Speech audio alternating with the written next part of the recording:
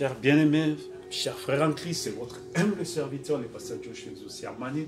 Aujourd'hui, j'ai un sujet tellement profond, c'est Joseph l'Africain. Je vais d'abord commencer par Joseph l'Hébreu.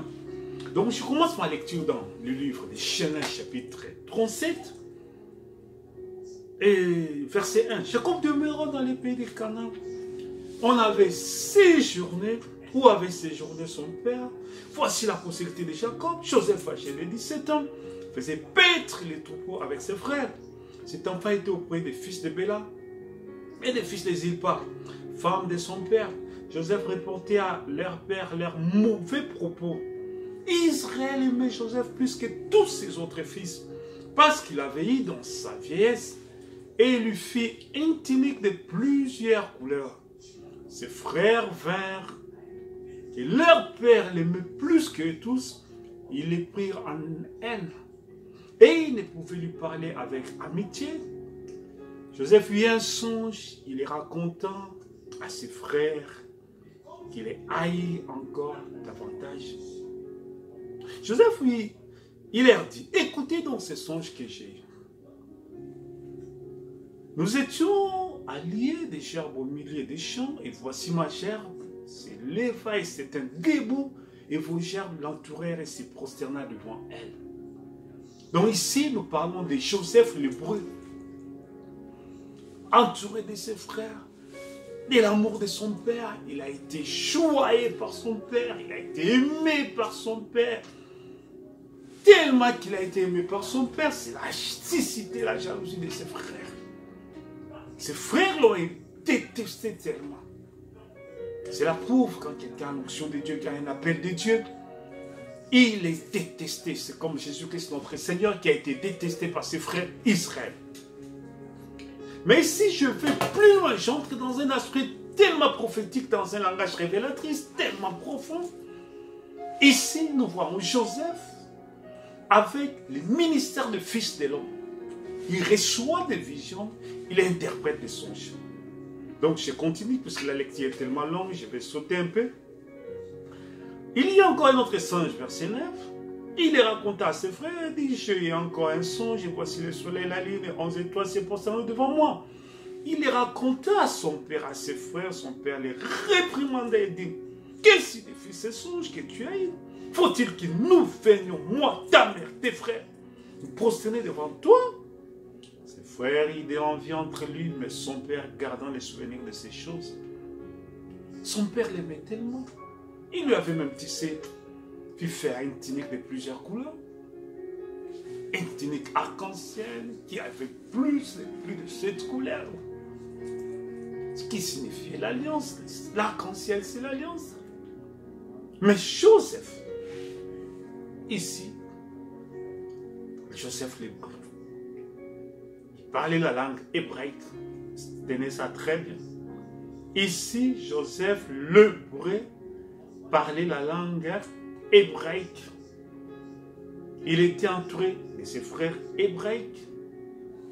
Il voyait des visions, il voyait des songes. Il avait le discernement des songes et des visions. Donc il avait le ministère de discernement. C'est ça ce que j'appelle Joseph l'Hébreu avec le ministère des fils de l'homme. Parce que le ministère des fils de l'homme, c'est avoir des visions, avoir le discernement des esprits, avoir le discernement des songes, avoir l'interprétation des songes. Toutes ces choses, Joseph en avait. Les dons de Dieu, l'onction de Dieu. La même onction qui était sur Abraham, les dieux d'Abraham, d'Isaac et de Jacob. Cette onction est venue se glorifier dans Joseph. Donc Joseph était la glorification de cette onction.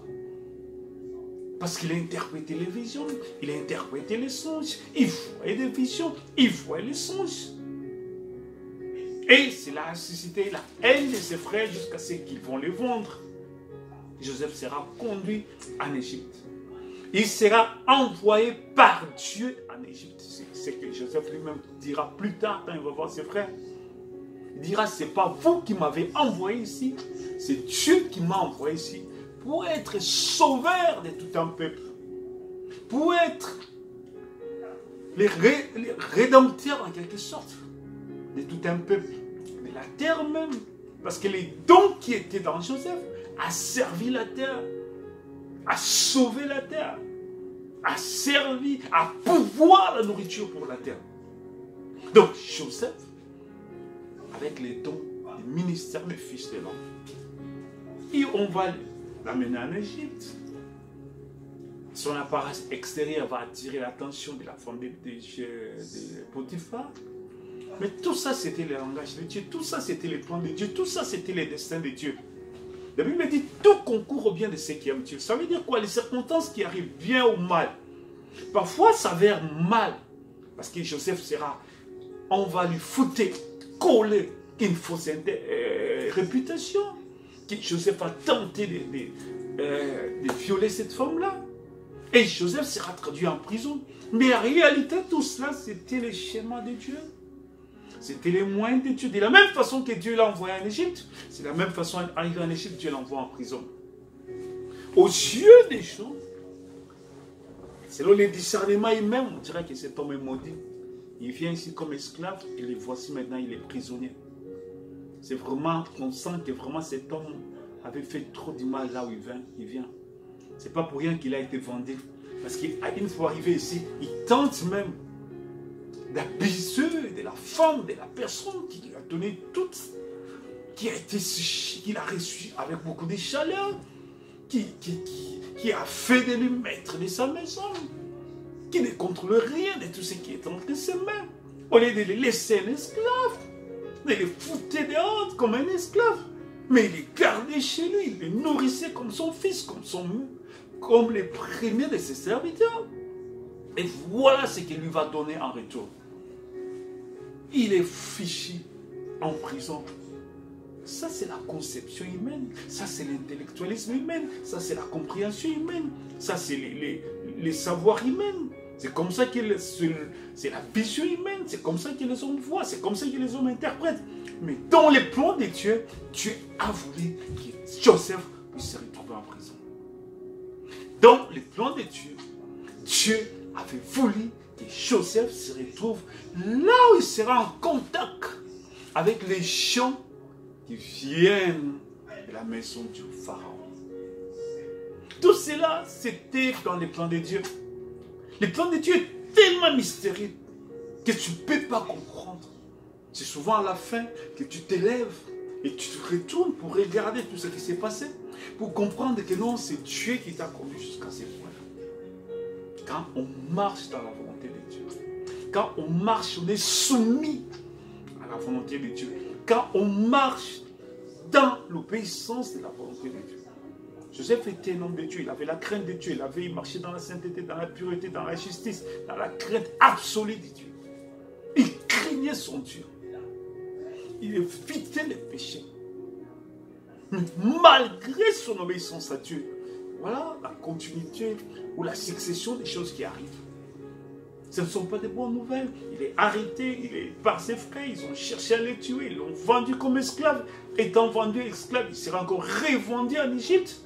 Arrivé en Égypte, il va jouer un peu de la grâce de son maître. Mais aussitôt, il sera traduit en prison, en colère. Joseph sera jeté dans la même prison que les serviteurs du roi. C'était ça les plans de Dieu, c'était ça les desseins de Dieu, c'était ça au-delà, c'est-à-dire la pochée de Dieu. Dieu voulait que Joseph arrive à ce point-là. Et dans la prison, les dons de Joseph ont encore attiré l'attention. Il continuait à interpréter les songes, les visions. Il y avait la grâce de Dieu qui était à lui, tellement que cette grâce si envahissait en lui. Il était le chef des prisonniers. Il était considéré. Et cela fait que les prisonniers du roi qui venaient, les gens qui étaient en prison, ils trouvaient une sagesse sublime dans Joseph, avec les ministères des fils de l'homme. Ils trouvaient une grâce sublime en Joseph. Un homme gracieux, un homme béni de Dieu. Alors chaque fois que quelqu'un avait un songe, il s'approchait de Joseph. Il interprétait les songes, il interprétait les visions. Il y avait la grâce de Dieu qui sillonnait. C'était le ministère, le Fils de l'homme dans le temps de la fin. Parce que Joseph, l'Ancien Testament est l'ombre des choses à venir. Joseph est le type de l'épouse. Il est le type de l'époux, il est le type de l'épouse. Il est l'ombre de Jésus-Christ. Il est aussi l'ombre de l'épouse. Ici, nous voyons Joseph comme étant le ministère du Fils de l'homme. Ici, nous voyons Joseph dans le ministère du Fils de l'homme de ce temps de la fin. Parce que Joseph est l'ombre, l'image de l'épouse. Il interprète, nous avons vu à ce temps de la fin, le ministère de Malachie 4, il interprète les songes, il interprète les visions. Donc, il voit des songes, il voit des visions, la grâce de Dieu sillonne, la sagesse divine. Et c'est ça qui était Joseph. Il était ferme à l'égard des femmes. C'est ça que nous avons vu en ce temps de la fin avec Malachie 4. Un homme d'une fermeté absolue. Et c'est comme ça qu'était Joseph. Et un jour, les deux serviteurs de Pharaon, ils vont venir avec leurs songes. Joseph va interpréter. Et l'interprétation de Joseph était une prophétie. Cela a interprété exactement la chose s'est accomplie telle que Joseph l'avait dit. Il interprète un songe prophétique. Il interprète un songe mystérieux qui détient le mystère. Dans ce songe-là, il y avait un mystère caché qui est dans 3 jours, le Messie, celui qui parle beaucoup, sera tué. Et dans 3 jours, l'autre ici sera relevé. Et la chose s'est passée exactement telle que Joseph l'avait dit. Quelle interprétation! C'était les dons de Dieu. C'était le ministère des fils de l'homme qui s'exerçait au travers de Joseph. Et cela fait que, parce que c'était ça dans les plans de Dieu, Dieu va donner à Pharaon cette fois-ci un songe. Et Dieu va sceller l'interprétation de ces songes-là. Et tout ce que les sages et les magiciens qui d'habitude étaient les conseillers du roi, les conseillers du Pharaon, pouvaient dire à Pharaon, ça ne touchait pas le cœur de Pharaon. Il n'y avait pas une conviction nette chez Pharaon. Il s'est dit, qui va interpréter ce songe? Parce que les songes en soi étaient un mystère de Dieu qui révélait ce que Dieu allait se faire dans les 14 années à venir. Ça veut dire 7 années de famine, 7 années d'abondance et 7 années de famine. Mais qui va interpréter les songes de Dieu? C'est alors que l'un de serviteurs du Pharaon, après ces choses, Genèse chapitre 40, il arriva que les chanceux, les panetiers du roi, les Égyptiens offensèrent leur maître. Les rois vont les foutre en prison. Et Joseph va interpréter leurs songes. Au bout de 2 ans, verset chapitre 41, Pharaon, cette fois-ci, va avoir un songe.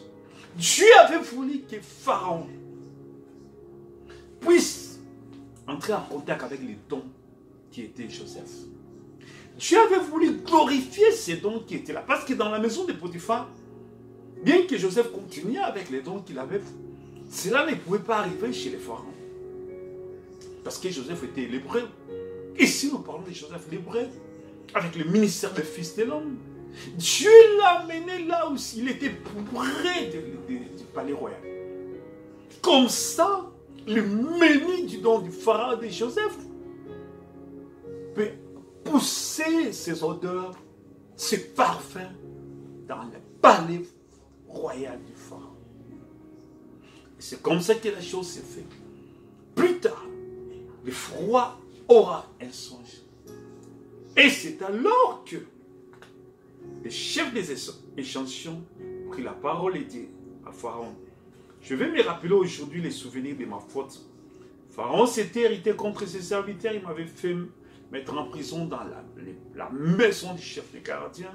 Moi et le chef des panetiers, nous eûmes l'un et l'autre un songe dans une même nuit.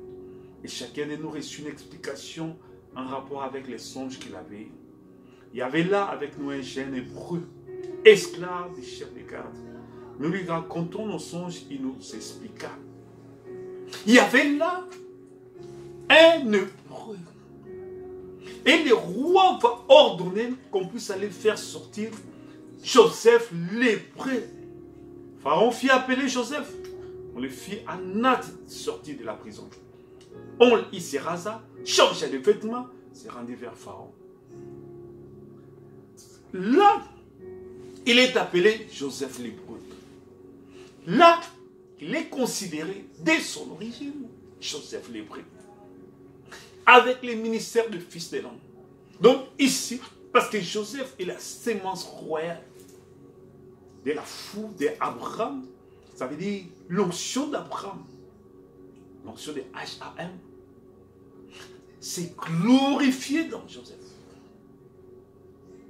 Il est le Dieu d'Abraham, d'Isaac, de Jacob, et ce Dieu-là va être glorifié dans Joseph. Va commencer à agir dans Joseph.